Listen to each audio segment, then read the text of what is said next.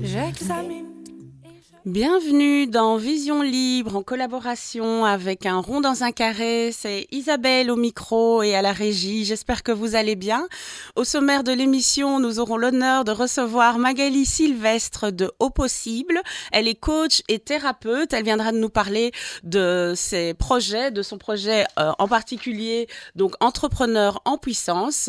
J'ai hâte de savoir exactement de quoi il s'agit. Et ensuite, nous aurons également la chance de recevoir Tracy, une étudiante de l'ULB en neuropsychologie, qui est également formatrice à la Croix-Rouge. Bienvenue sur le 92.1 FM ou sur radiocampus.be.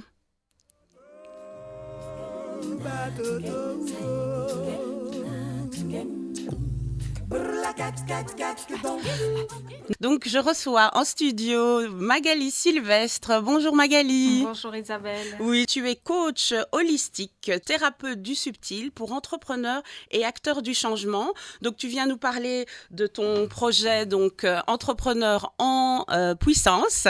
Donc voilà, j'ai hâte de savoir de quoi il s'agit, même si je te connais quand même depuis longtemps.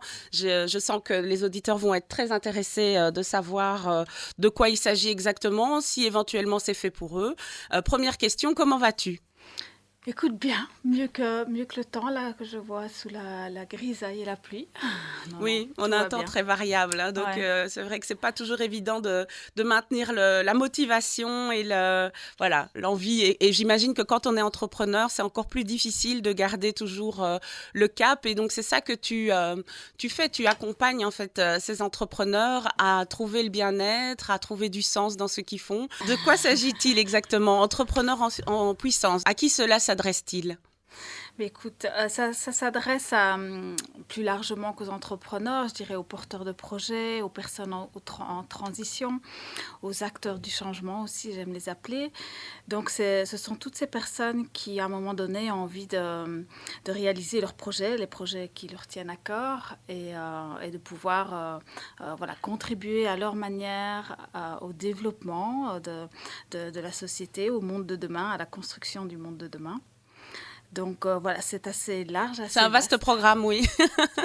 La construction du monde de demain, c'est un vaste programme. Et c'est vrai qu'en lisant un peu ton dossier, tu parlais du burn-out du colibri. Je n'avais jamais entendu cette expression et ça m'a interpellée. Est-ce que tu as envie éventuellement d'en parler ou d'en parler un peu plus tard ? C'est tout simplement le fait que beaucoup d'acteurs, beaucoup d'entrepreneurs qui ont une conviction forte, qui ont des ambitions et qui ont à cœur justement de contribuer à un monde de demain plus durable, plus écologique, plus équilibré, etc., s'épuisent. Et c'est vraiment le risque quand on est guidé par une passion, guidé par l'énergie du désir de contribuer, de se réaliser, etc. Le problème est qu'on s'oublie, le problème est qu'on oublie de prendre soin de soi, qu'on oublie de passer aussi par cette transition intérieure, comme je l'appelle aussi, pour pouvoir encore plus efficacement et plus légèrement aider et avancer, réaliser, concrétiser vraiment ces projets, mais tout en gardant l'énergie et la motivation et toute sa santé pour y arriver. Du coup, toi, tu as une pratique holistique, c'est-à-dire globale. Donc, tu ne prends pas juste un aspect de la thérapie et du coaching. Tu as envie que la personne se sente bien d'un point de vue global, c'est-à-dire aussi bien dans sa tête que dans son corps. Je te laisse aussi développer parce que, effectivement, c'est très important aujourd'hui d'être conscient que tout est relié. Oui, voilà. Écoute, c'est parti de mon expérience. J'avais, je pense que j'ai depuis toujours, l'envie de pouvoir m'exprimer pleinement. Et je pense que quand j'étais petite, je disais ça d'une manière à la hauteur de ce que j'étais. Je voulais être actrice, comédienne. Mais voilà, quand je relis tout ça en arrière, quand je fais une relecture, je m'aperçois que c'était pouvoir m'exprimer, pouvoir m'offrir tout ce que j'avais à offrir, tous mes dons, mes talents en germe au monde. Et donc à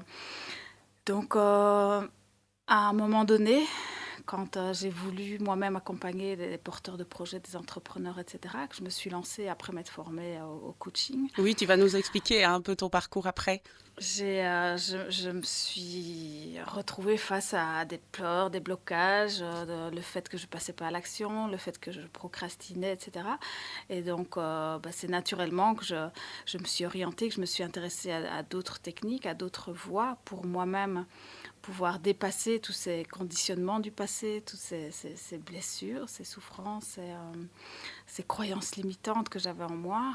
Et du coup, c'est naturellement que maintenant, quand je propose un accompagnement à ces personnes qui ont, elles aussi, envie de réaliser leur projet, que je mélange toutes les techniques que j'ai apprises et toutes les techniques qui m'ont apprises et qui m'ont permis de moi-même pouvoir me lancer, de moi-même me retrouver, m'aligner, me reconnecter voilà, à qui j'étais vraiment et pouvoir enlever prendre soin voilà, de mes souffrances, alors celles qui m'appartiennent ou qui ne m'appartiennent pas, ou qui appartiennent à la famille, etc. etc. Mais donc tout naturellement, pour moi, c'était évident que aider quelqu'un qui a besoin d'être vraiment connecté à toutes ses capacités, à toute sa clarté d'esprit, tout son potentiel, Voilà, passait justement. inévitablement Voilà. par ces étapes qui demandent de regarder la personne dans sa globalité, à ses différents niveaux d'être, à travers différentes intelligences qu'elle a vraiment besoin de prendre en main ou en tout cas d'apprivoiser pour pouvoir se réaliser. Oui, le mot potentiel, c'est un mot qu'on utilise souvent, mais est-ce que tu as une définition à toi du mot potentiel? Alors, comme je dis, j'aime bien le relier à différents types d'intelligence qu'on a. Donc, effectivement, le mental, mais il y a aussi l'intelligence du corps, liée à l'âme, l'intelligence émotionnelle, nos émotions, quand on apprend à les connaître, à connaître leur fonctionnement et à les utiliser dans le bon sens, sont vraiment un fuel très puissant pour nous permettre d'être dans des énergies hautes et vibrer haut et avoir Et donc, c'est ça une que tu appelles créativité. subtil? Quand je dis coach thérapeute du subtil, non, c'est lié à ma pratique, à, la manière dont, de manière holistique, je travaille sur l'être humain et où je pars quand on part dans l'énergétique. Donc, je me suis formée en thérapie psychocorporelle et énergétique. Quand on part dans l'énergétique, on part dans le non-visible. On part dans les énergies subtiles, dans des corps subtils, dans des dimensions subtiles qui font toute la différence pour moi quand on va toucher à cet endroit-là. C'est vraiment dans le subtil, dans l'infiniment petit, dans le sensible, l'invisible. Mais c'est ça qui fait la différence et qui rejaillit et qui permet à la personne vraiment de retrouver tout son potentiel. Potentiel, oui, l'infiniment petit et l'infiniment grand. Donc on revient toujours à cette question universelle, hein, de tout temps finalement, être connecté au plus profond de soi pour pouvoir être encore mieux unis au reste du monde en fait. C'est assez beau. Et du coup, tu as plusieurs axes, j'ai l'impression. Non, tu proposes plusieurs types de formules. Bon, j'imagine que tu t'adaptes à chacun évidemment, mais qu'est-ce que tu peux proposer? Eh bien, donc, ça dépend avec quoi la personne arrive, l'entrepreneur, le porteur de projet arrive. Mais donc, c'est un accompagnement en 3 phases. Et c'est vrai que euh, dans l'idéal, donc, il y a un parcours que je propose, un programme sur 1 an. Mais donc, c'est la formule qui s'appelle Exalt. Oui. Donc ça, c'est la plus longue et qui permet vraiment un beau travail et d'aller vraiment reconnecter à toutes les capacités de l'entrepreneur et pouvoir vraiment le laisser avec une certaine autonomie pour vraiment pouvoir prendre son bien-être en charge et pour pouvoir vraiment utiliser toute son toutes ses capacités pour être plus épanoui, pour être plus indépendant au niveau de la gestion de ses affaires, dans son état d'esprit, arriver à retrouver une clarté d'esprit, arriver à reconnecter à toutes ses émotions, utiliser le fuel de ses émotions de manière serviable. Et donc voilà, c'est à différents niveaux qu'on a vraiment l'occasion de travailler. Et donc travailler aussi donc, sur la partie plus subtile, la partie où on travaille sur les blocages, où on travaille sur les freins, sur ce qui bloque l'entrepreneur. Et là, on a le temps de le faire sur un an, donc c'est très confortable. Parce qu'on est tous comme des poupées russes avec plein de couches de choses, d'émotions bloquées, d'émotions somatisées dans le corps que les organes gardent, entre autres. Oui, Donc puis toutes ces informations qu'on retrouve et donc pouvoir avoir le temps de passer en revue différents domaines de notre vie dans lesquels on a pu avoir voilà, des somatisations, des petits traumatismes plus ou moins grands, etc.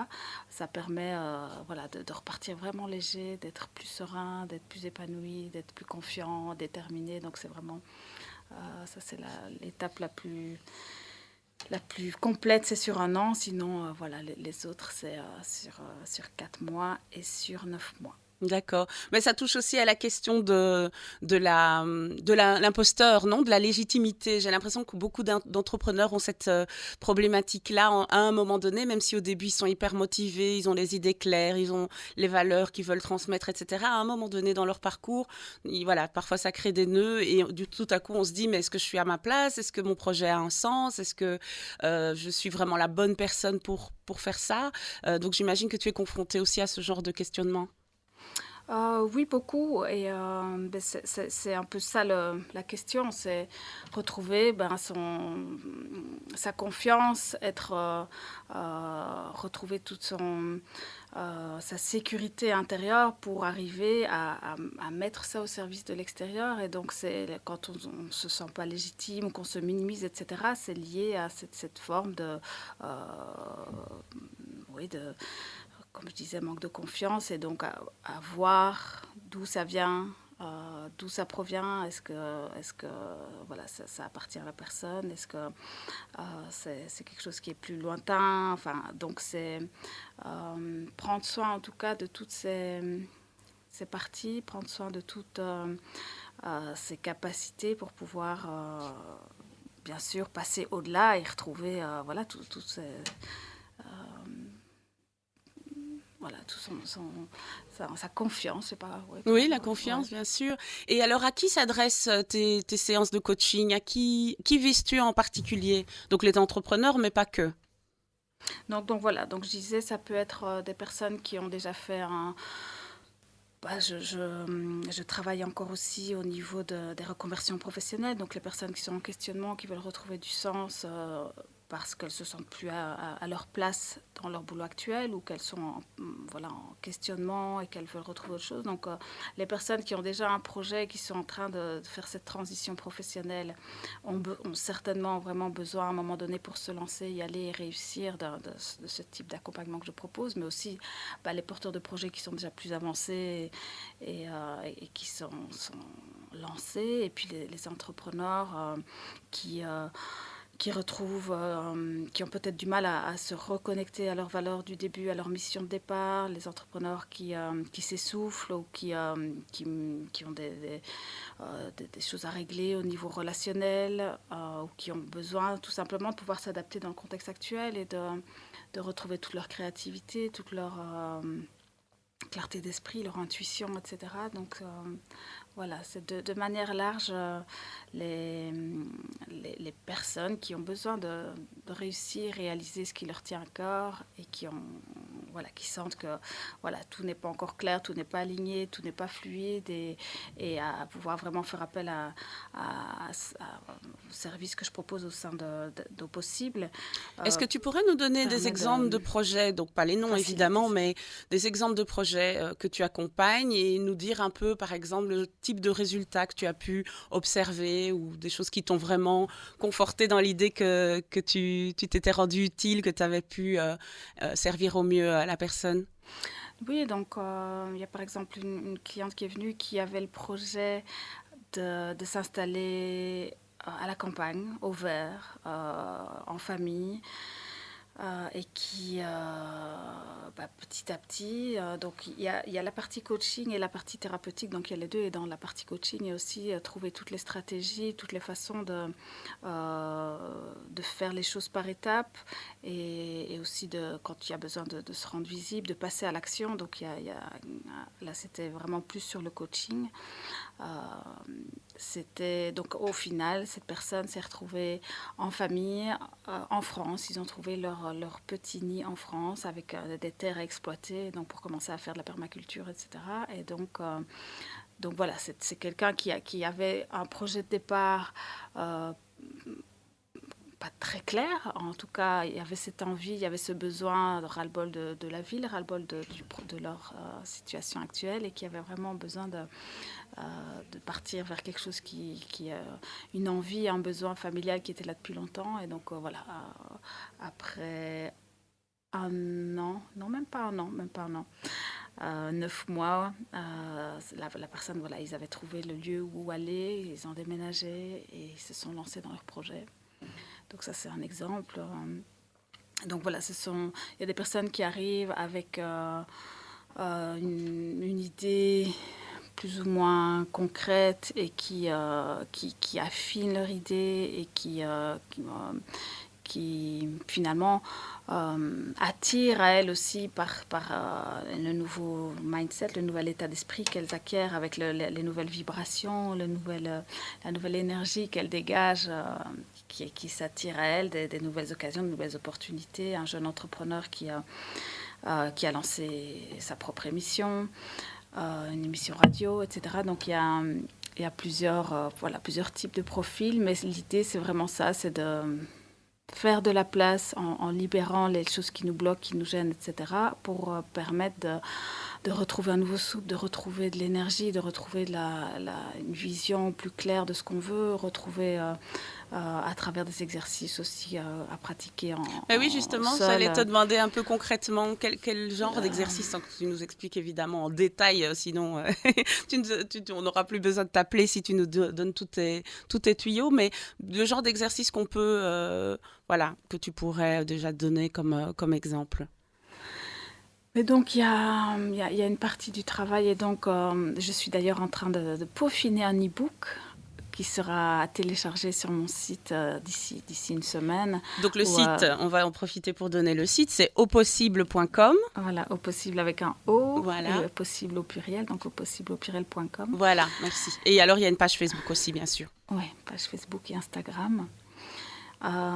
Et donc, voilà, dans cet e-book, justement, il y aura des petits exercices pratiques. Cet e-book qui va s'appeler « Les 5 piliers de l'entrepreneur créatif, intuitif et qui s'accomplit dans le bien-être ». Donc, je reprends 5 piliers. L'énergie du cœur, l'intelligence du mental, l'intelligence émotionnelle, l'intelligence créative et corporelle. Et donc, le genre d'exercice, là par exemple, ce sont beaucoup de visualisations. Je travaille pas mal à partir des méditations créatives. Et donc, c'est repartir finalement de ce que les gens connaissent, ont vécu comme émotions positives. Donc, je me base sur des émotions positives, mais liées à du vécu, ou on peut créer, inventer. Mais ça permet, en repartant du vécu aussi, que la personne se rende compte qu'elle a vécu en fait une vie tout à fait équilibrée avec des bons moments, des moins bons moments, des moments de joie, d'extase et des moments de confiance, de détermination, de sérénité. Donc je repars de ces moments-là et je travaille à travers le corps pour aller changer un état d'esprit, pour aller remettre cette énergie positive dans le corps. Et on dit que le subconscient, c'était une partie dans le cerveau qui conserve toutes les informations qui nous permettent déjà tout simplement de respirer, de digérer, de faire aller l'afflux sanguin, etc., sans y réfléchir. Ce subconscient, c'est la machine aussi qui garde nos expériences et qui garde nos croyances limitantes. Et donc, il est relié à 95% au corps. C'est pour ça que vous avez beau mentalement vous dire je vais y arriver, c'est facile, tout va bien, je vais changer, etc., que vous n'y arrivez pas. C'est parce que ce n'est pas le mental qui contrôle votre corps et qui vous contrôle.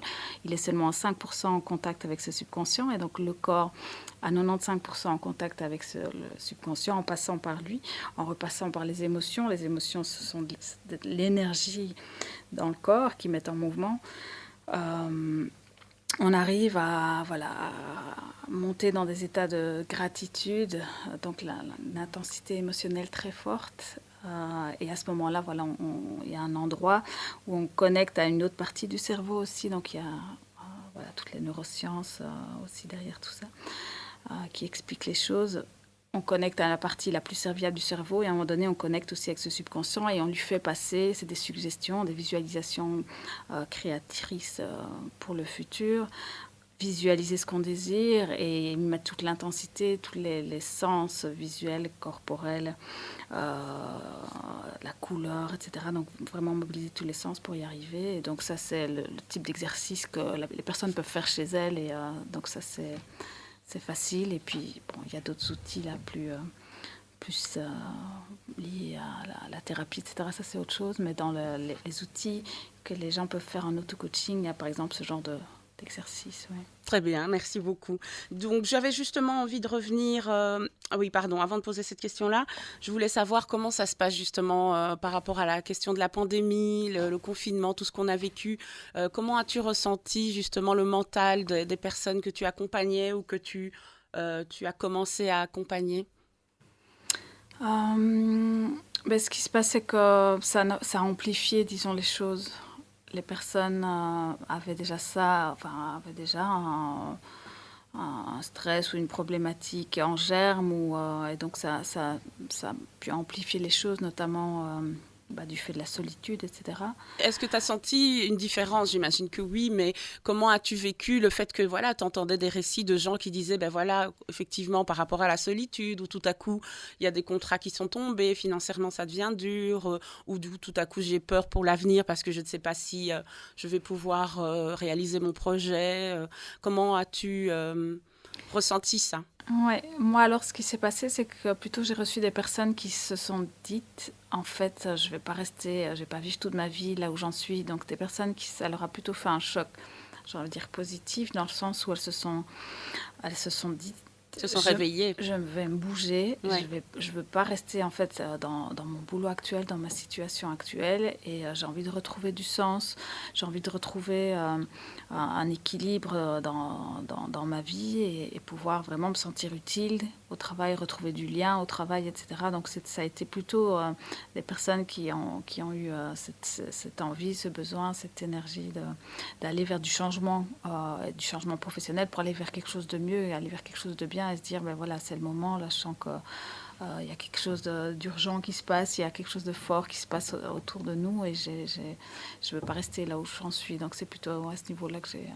Oui, donc c'est très positif aussi. C'est ça, c'est l'envie de retrouver du sens à sa vie, de se reconnecter avec ses rêves et avec ses vraies envies, pouvoir se projeter dans un avenir qui nous convient et pas se dire qu'on a perdu son temps et encore une fois, se reconnecter avec son plein potentiel. Voilà, et les entrepreneurs, eux, ça a été, mais voilà, je sens que j'ai plus la même énergie, que j'ai plus assez d'inspiration et j'ai besoin de me retrouver, j'ai besoin de continuer à avancer et le contexte est lourd et j'ai besoin de me faire soutenir, j'ai besoin de quelqu'un à mes côtés pour m'aider à garder le cap et continuer à faire des objectifs alors plutôt à court terme à ce moment-là. On se projette beaucoup moins loin. Et donc, il y avait pour les entrepreneurs, alors c'était plutôt à ce niveau-là que ça s'est joué. D'accord. Magali, peux-tu nous parler un petit peu de ton parcours? Comment es-tu devenue coach?